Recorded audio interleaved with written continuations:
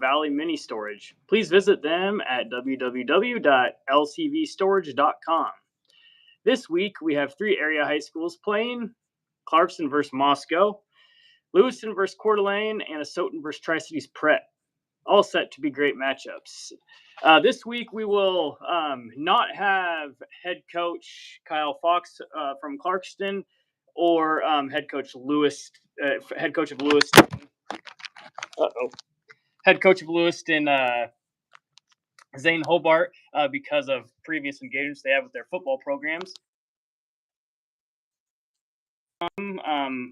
Jim Holman from Asotin High School. Jim, how you doing? Not bad. Looking forward to getting going. Yes, as we all are here. It's been a long 12 or so practices. So before we jump into Asotin and their matchup with Tri-Cities Prep, let's go over the two other games that we mentioned previously. So a week one matchup for Clarkston will be facing off against Moscow. This game will be played at Moscow at 7 p.m. And Moscow is coming in with a 1-1 record, losing to Grangeville in a close one, 26-20, and then beating Caldwell in week two, 36-14. This will be Clarkston's first game, like we mentioned, and they'll be guided by first-year head coach Kyle Fox. Tune in to this one. It should be a good one. Once again, Moscow at 7 p.m. And then our game two of the week will be Lewiston versus Coeur d'Alene. Lewiston is coming into this one dropping their first two games. They look to bounce back as they take on Coeur d'Alene, who is also 0-2. Look for Lewiston to get on track this week and get Zane Hobart's first win as LHS's head coach.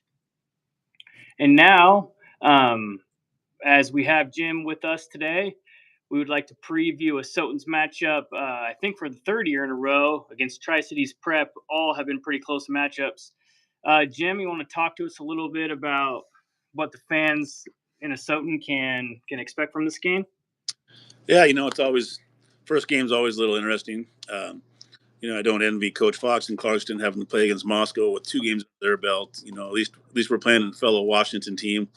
They'll be kicking off the season too. There's always little rust and stuff going on, but looking forward to it. I'm really anxious to see how our team competes.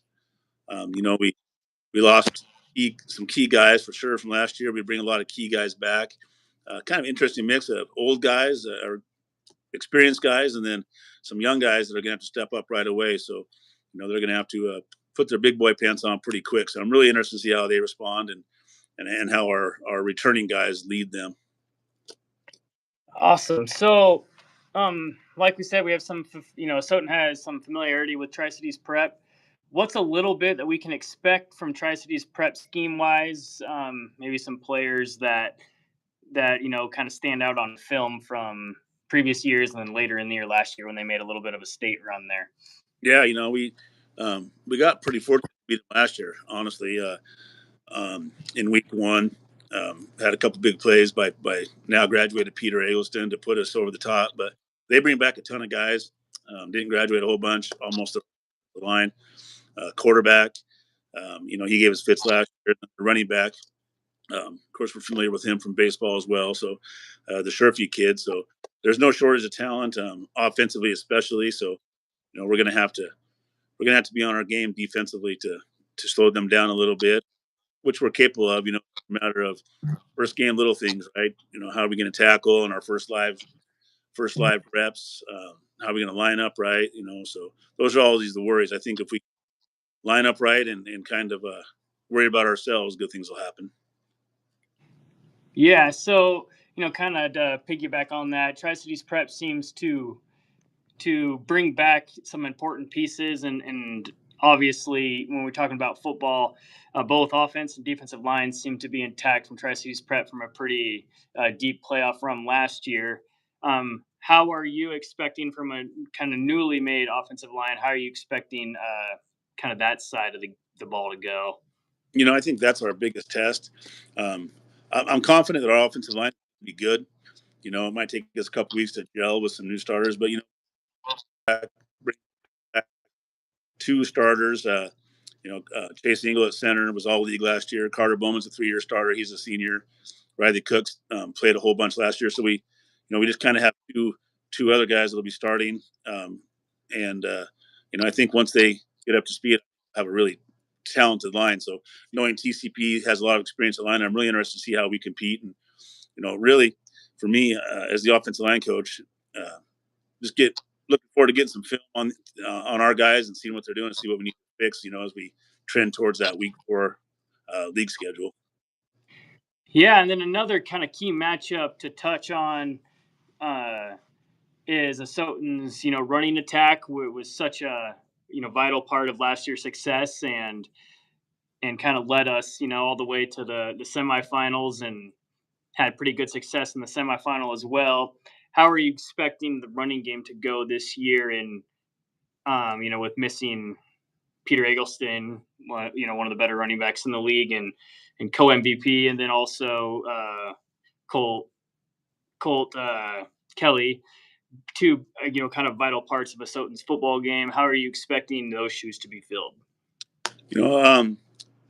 First thing comes to mind is a couple things. One, Dylan Finney, who has played running back quite a bit. We had to move him to tight end last year because we had Colt and Peter, and so he's looked really good in practice. He's a physical kid. He's worked his tail off to get better, faster. I'm really looking forward to seeing how he does carrying the ball. I think he's a big year. Of course, then we have Cody Ells, our quarterback. He's going to be starting his 34th game for Asotin tomorrow at quarterback. So he's a running threat. He was our second leading rusher last year. So teams have to stop him. And then we have a Sawyer Berry. He's a senior, hasn't played football before. We've been trying to get him to play. He finally came out this year to help us out, and he's playing tailback. And this is going to be his first football game in a lot of years. And jump in fullback, and it's going to be a steep learning curve. But he has a lot of potential too. So kind of like our offensive line, I think our rush can be really good again. We're just going to have to get up to speed quickly. Yeah, I think that's going to be an awesome test, and there's definitely some athletes in those positions, and I think with time that could another be a really great piece of Asotin's football team. Leading into more of the game details, where's this game being played? What time? Where can Panther fans tune in to watch? It's a good question. We're playing. Tri-Cities Prep usually plays their home games at Chiawana High School there in Pasco because they don't have their own field. So Chiawana wasn't available this year, and so we're playing them at Burbank High School or Columbia High School in Burbank. So a little closer trip for us. Kickoff at 7. We're trying to get the NFHS feed. The Burbank AD has to set that up. So we're trying to get that done. And my understanding is there's not going to be any Asotin football on the radio this year, so that's not going to be an option. They will be doing some updates from the game, but hopefully we can get streamed through NFHS is the hope.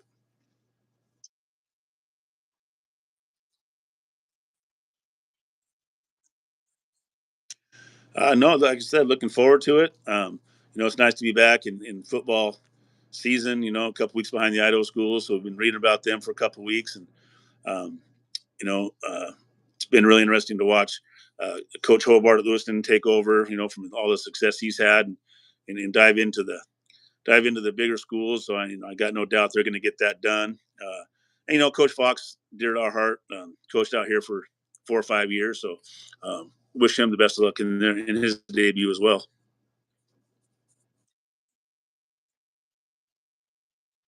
Coaches, and like you said, they're both kind of have tremendous impacts on the programs respectively. So good luck to you, Coach, and your matchup with Tri-Cities Prep.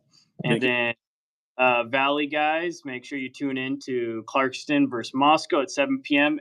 In Moscow, and then Lewiston taking on Coeur d'Alene. Well, without anything else, we'll see you next week, Coach. Thanks again for joining us. You bet. Thanks for doing this. I think this is a great opportunity to talk about our teams and our kids.